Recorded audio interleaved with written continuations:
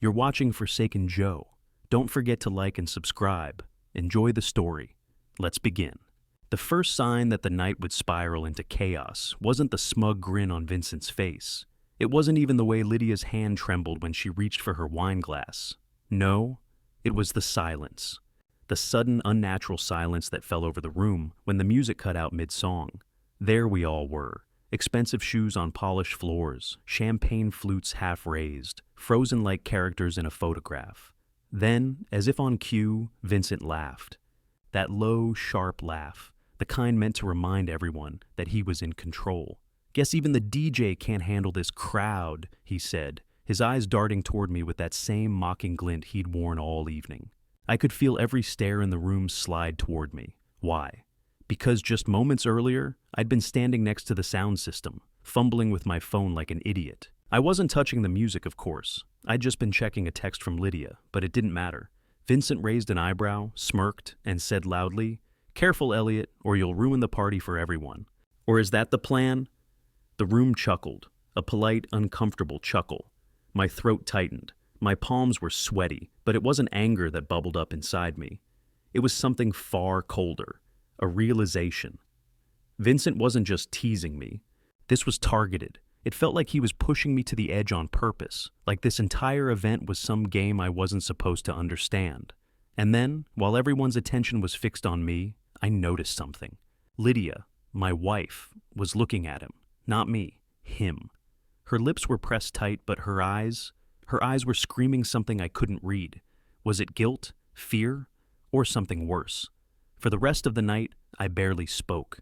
I stayed in the shadows, blending into the background, while Vincent dominated the room with his endless stories and his hand always just a little too close to Lydia's. But the silence inside me wasn't weakness, it was focus. Because I knew something nobody else in that room did, I had already found the text messages.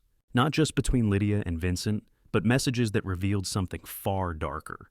Something that would make even the loudest laugh in that room die in their throat. I hadn't said anything yet, but I knew the moment was coming. And when it did, I wouldn't just ruin Vincent's night. I'd make him regret ever walking into our lives. I didn't want to check my phone that night. I'd already seen enough. But when Lydia disappeared into the hallway with Vincent for the third time, something in me snapped. I slipped out of the main room, pretending to get some fresh air. But really, I just wanted to see those messages again. To remind myself that I wasn't going crazy. The first time I found them, 2 weeks ago, I told myself it was just playful banter between coworkers. Lydia had left her phone on the counter while showering, and I didn't even mean to snoop. A notification popped up, a message from V. At first it seemed harmless. Can't stop thinking about last Friday. My stomach dropped. That wasn't normal. I scrolled, and what I read burned me alive from the inside out. It wasn't just jokes or office gossip. It was intimate, too intimate. The kind of messages where you don't need pictures to know what's happening. I didn't confront her, not yet. Why? Because I needed to be sure. Lydia was clever, and I didn't want to storm in with accusations and let her twist things into a misunderstanding. So, I played dumb. I waited, and tonight, watching her and Vincent at the party, I realized I hadn't been wrong. Not one bit. But the messages were only part of the puzzle. The last one I read before the party said, "Can't wait to see how he reacts when I tell him." When I tell who? Me? Was Lydia planning something? Or was Vincent behind it? My brain kept replaying that line like a broken record, and I couldn't figure out if I was standing in a trap or just imagining one. While everyone else was laughing in the main hall, I was leaning against the cold glass window of that skyscraper, scrolling through screenshots I'd secretly taken. My chest felt like it was caving in. I wanted to scream. But then, a voice snapped me out of my haze. "Looking for something, Elliot?"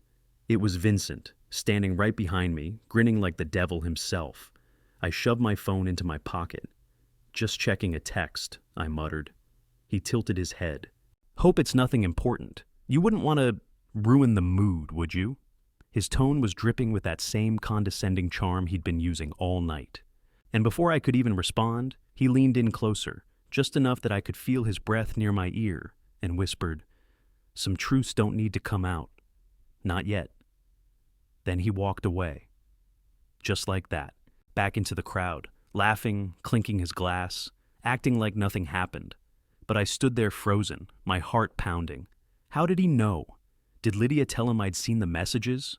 Or was he just toying with me? In that moment, I knew one thing. I couldn't wait anymore. If this night was going to explode, I'd be the one to light the match.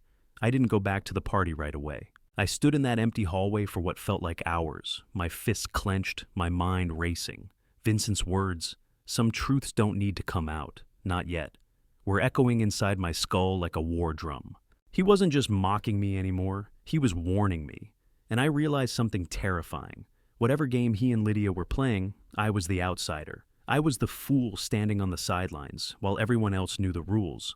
When I finally walked back in, I made a decision. No more shrinking, no more nervous laughter while Vincent chipped away at me. If he wanted a reaction, I was going to give him one. Not with shouting or violence, but with something that would make him uncomfortable.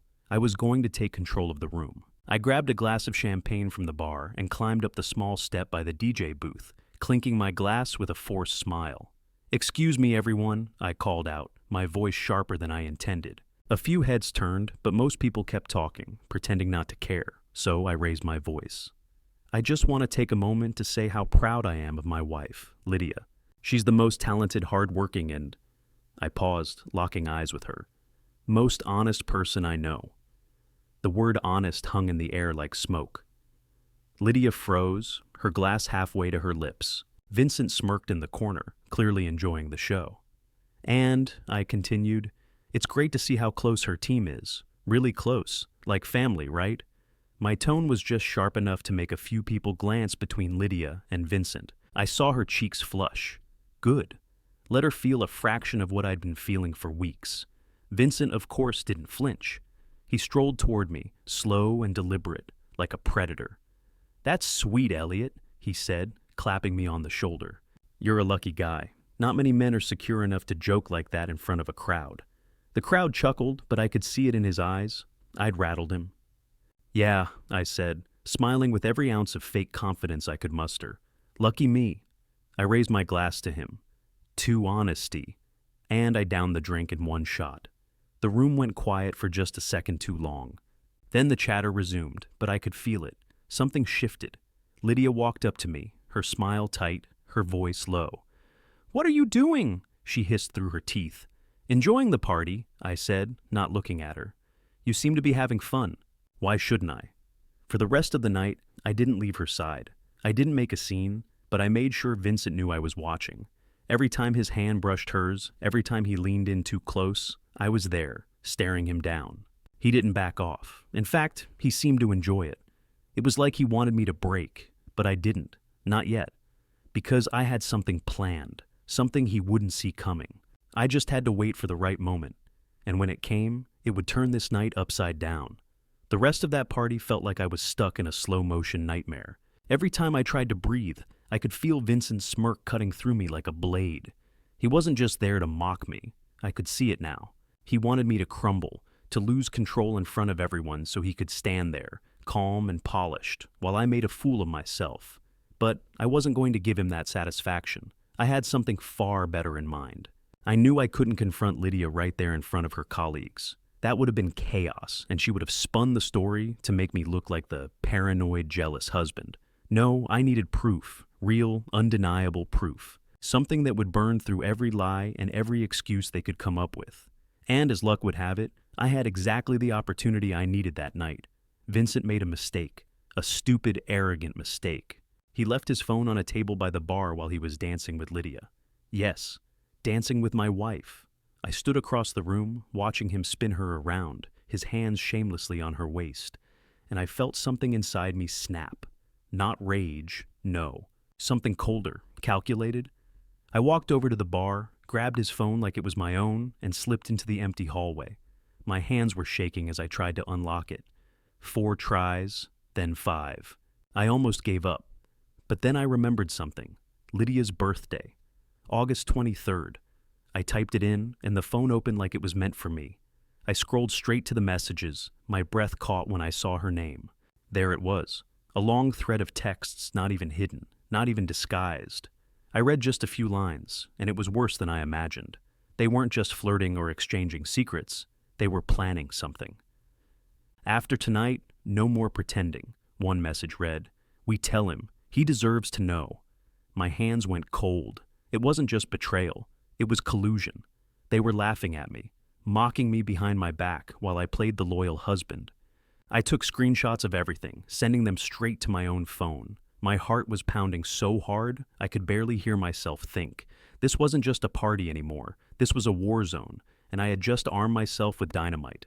As I slipped the phone back onto the table, Vincent caught my eye from across the room. He stopped dancing, his smile fading for just a fraction of a second.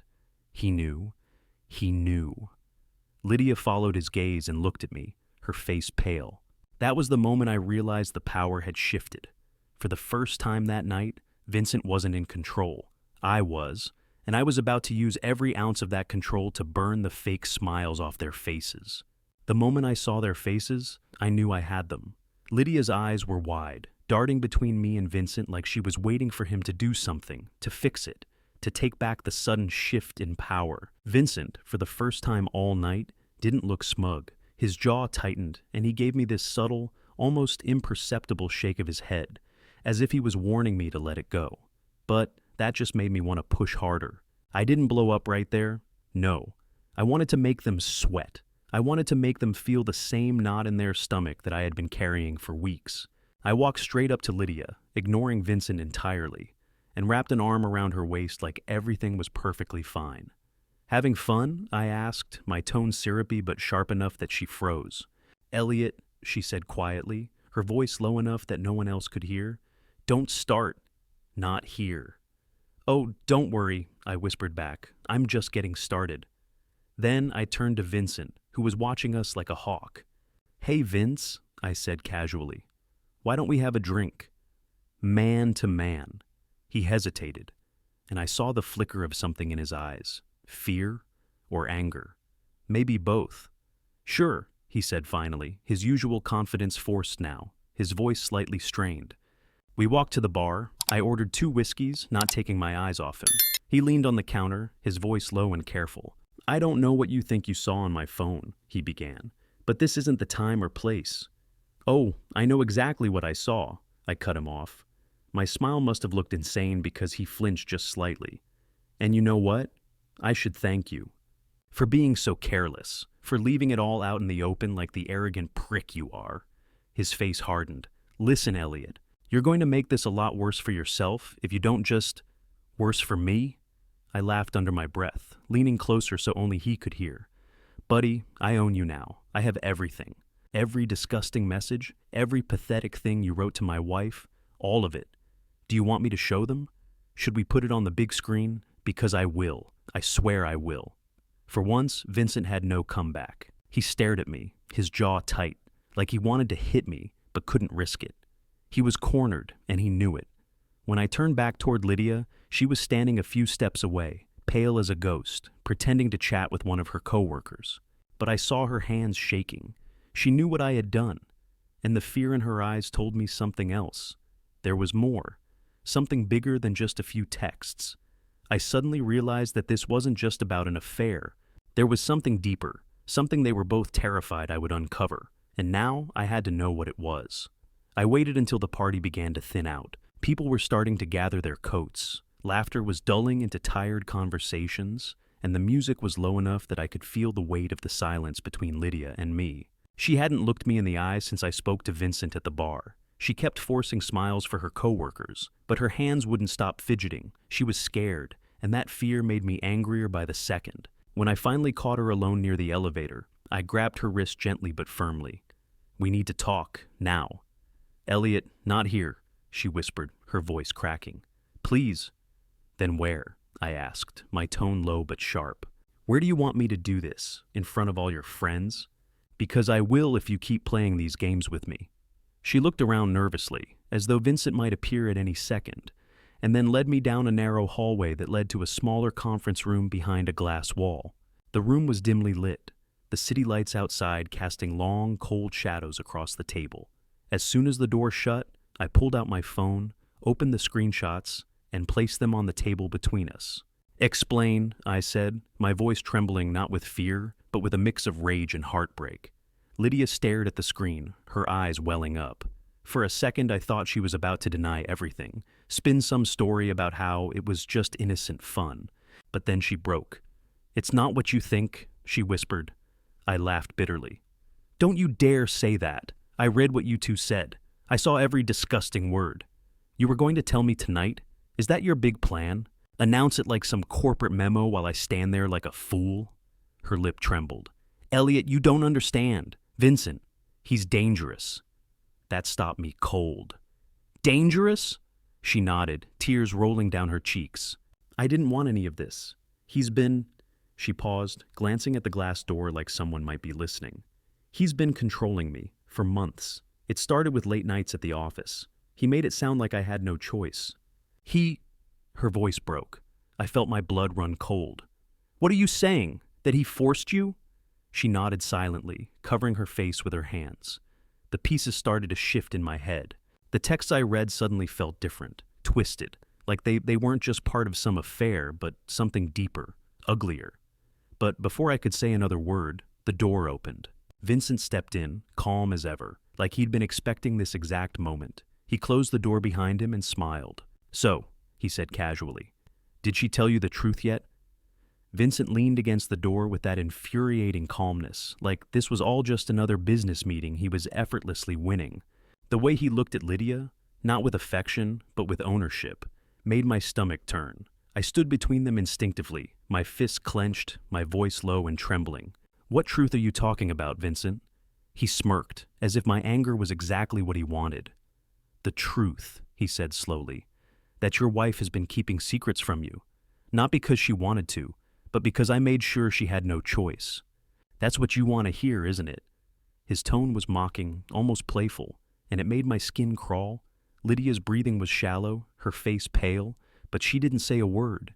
She just shook her head, like she couldn't find the courage to speak. Vincent walked closer, each step deliberate, like a predator cornering his prey. "You see, Elliot, people like you live in this little bubble of trust and love. You think your wife is yours because you share a mortgage and a Netflix account.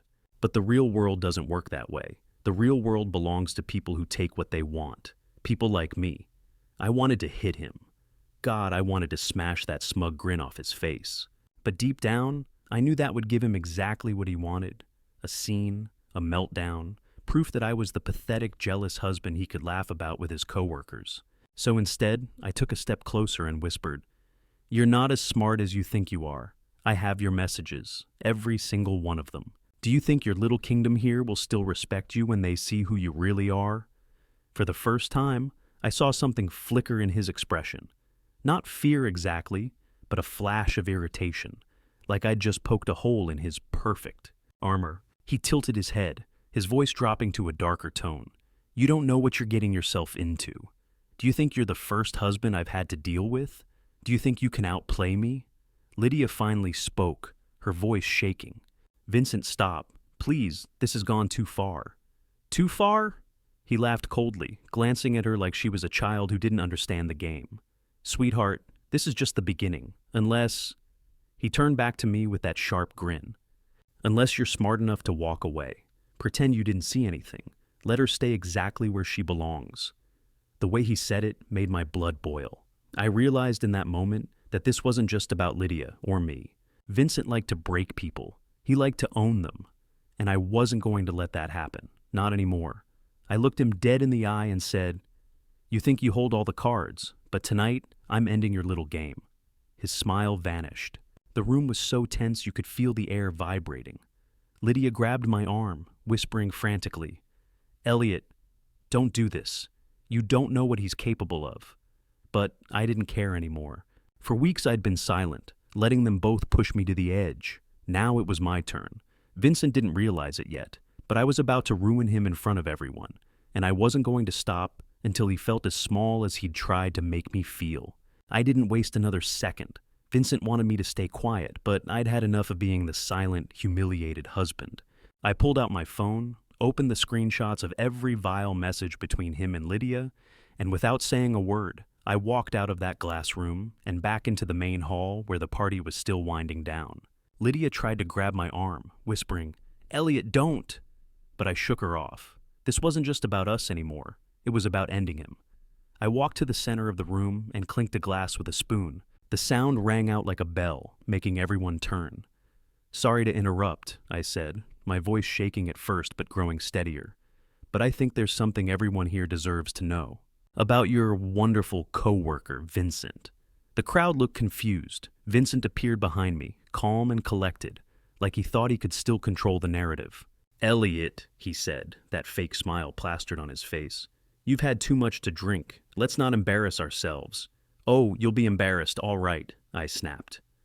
You see, while this guy was busy mocking me all night, he forgot to delete his little stash of messages with my wife. And guess what? I have them all. I turned my phone toward the nearest people, two of Lydia's coworkers, and showed them just a few of the screenshots. Their jaws dropped. Whispers spread like wildfire through the crowd. Someone gasped audibly. Vincent's fake smile faltered. "Looks like Mr. Perfect isn't so perfect," I continued. "While he was charming all of you, he was busy trying to destroy my marriage and blackmail my wife. That's the kind of man you've all been toasting tonight." Vincent stepped forward, trying to grab my phone, but I held it high. "Go ahead, Vincent. Try something. Everyone here just saw the truth." The room went silent. Then, slowly, one of Lydia's colleagues, a senior partner from what I could tell, walked up and said, "Vincent, is this true?" Vincent stammered, but his face said it all. The senior partner shook his head in disgust and turned to Lydia.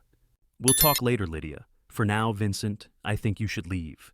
Vincent stormed out, his perfect facade shattered, muttering curses under his breath. The moment he was gone, I felt the weight lift off my shoulders. Lydia was standing frozen, tears running down her face. I thought I'd feel nothing but anger toward her, but seeing her broken like that, I felt something else. Relief. Maybe, deep down, I still wanted us to fight for what we had. When the room began to clear, Lydia came to me, her voice soft and trembling. "Elliot, I'm sorry. I should have told you everything sooner. I was scared. I didn't know how to stop him." I looked at her for a long moment. "We're not okay," I said honestly. "But if you want to fix this, if you want us to have any chance, then it starts with honesty. No more lies, not ever again." She nodded, clutching my hand like it was the only thing keeping her standing. And for the first time in months, I saw something real in her eyes. Regret, but also hope. We left that party together, hand in hand, not because everything was fixed, but because I'd finally found my voice. And I knew this much. No one, not Vincent or anyone else, would ever make me feel small again.